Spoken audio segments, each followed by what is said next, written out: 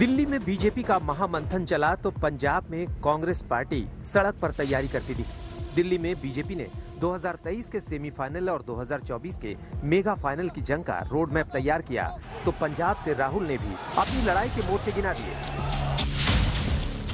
BJP की राष्ट्रीय कार्यकारिणी स्थल के बाहर एक तरफ संस्कृति और दूसरी तरफ तरक्की और ताकत की पहचान लगाई गई।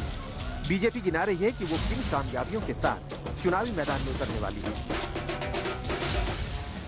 पिछले 8 सालों में विशेष करके आर्थिक पक्ष हो या उस आर्थिक नीतियों के कारण उत्पन्न सामाजिक प्रभाव हो, जिसमें समाज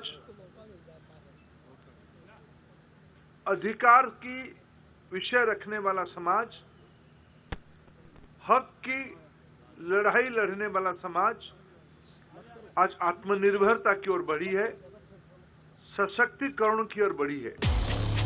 बीजेपी पिछले 8 साल के कामकाज और कामयाबियों का जिक्र मतदाताओं के बीच करना चाहती है। उनमें तीर्थों, मंदिरों और धार्मिक कॉरिडोर से लेकर 23 लाख करोड़ के डीबीटी ट्रांसफर तक और 100 से ज्यादा यूनिकॉर्न स्टार्ट वाली कंपनियों से लेकर डिजिटल ट्रांजैक्शन के वर्ल्ड लीडर तक वाले भारत की चर्चा कर रही है। ये कहा जा रहा था कि दिल्ली से 1 रुपया भेजे तो गरीब की जेब में 15 पैसा जाता था। आज 1 रुपया भेजे तो चंद मिनट के अंदर उसके जेब में 1 रुपया चला जाता है, जिसके हिसाब में आपके सामने मोदी जी की 8 साल की उपलब्धि को गिनाते हुए दे रहा हूं। 22.6 लाख करोड़ रुपया पिछले दिनों में गया है। और बीजेपी इन्हीं मुद्दों और कामयाबियों के बूते 2023 में होने वाले 10 राज्यों के विधानसभा चुनावों से लेकर 2024 के आम चुनाव तक का टारगेट फिक्स कर रही है। लेकिन दूसरी तरफ कांग्रेस के अपने दावे, अपनी तैयारी। आज राहुल गांधी देश में बेरोजगारी की बढ़ती दर को मुद्दा बताते हैं, देश में बढ़ती नफरत के माहौल को मुद्दा बताते हैं, किसानों की आमदनी को मुद्दा बताते हैं और 21 अमीरों के पास 70% संपत्ति की असमानता को मुद्दा बताते हैं। राहुल गांधी ने तो ट्वीट करके ये भी दावा किया कि भारत की आबादी के 50% गरीब 64% जीएसटी देते हैं, जबकि 10% अमीर आबादी सिर्फ 3% जीएसटी ही देती है।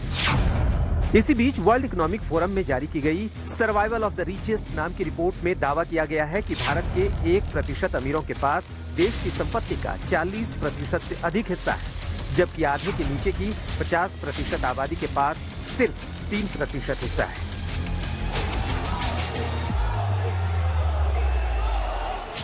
बीजेपी के दावे के मुताबिक सशक्त होते भारत और सबका साथ सबका विकास वाले भारत के बीच कांग्रेस के अपने आरोप हैं। राहुल कहते हैं कि मुद्दा बेरोजगारी भी है। महंगाई बढ़ती जा रही है, इससे चोट किसको लगती है? किसान को लगती है, मजदूर को लगती है। बेरोजगारी की चोट हिंदुस्तान के अरबपतियों को नहीं लगती, उनके बच्चों को नहीं लगती, हिंदुस्तान के आम नागरिक के बच्चों को लगती है। इसलिए हमने ये यात्रा शुरू की बेरोजगारी के खिलाफ।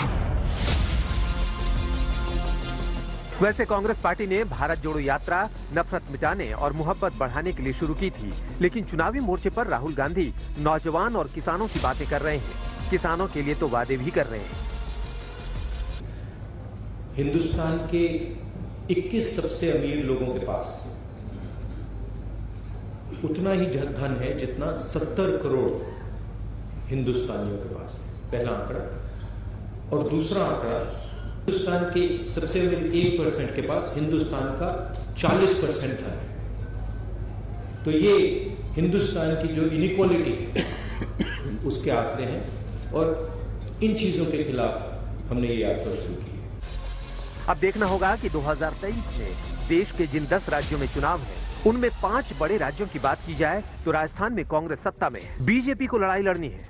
मध्य प्रदेश में बीजेपी सत्ता में है, कांग्रेस को लड़ाई लड़नी है। छत्तीसगढ़ में भी कांग्रेस सत्ता में है, बीजेपी को लड़ाई लड़नी है। कर्नाटक में बीजेपी सत्ता में है, कांग्रेस को लड़ाई लड़नी है। तेलंगाना में बीजेपी और कांग्रेस दोनों को टीआरएस से मुकाबला करना है। इसके अलावा त्रिपुरा, मिजोरम, मेघालय और नागालैंड में भी चुनावी टक्कर होगी। लेकिन देश की जनता, राज्यों के मतदाता कांग्रेस के वादों पर भरोसा करेंगे या बीजेपी के दावों पर? इसका सेमीफाइनल इम्तिहान इसी साल और फाइनल इम्तिहान अगले साल हो जाएगा। हिमांशु मिश्रा, दिल्ली, आज तक।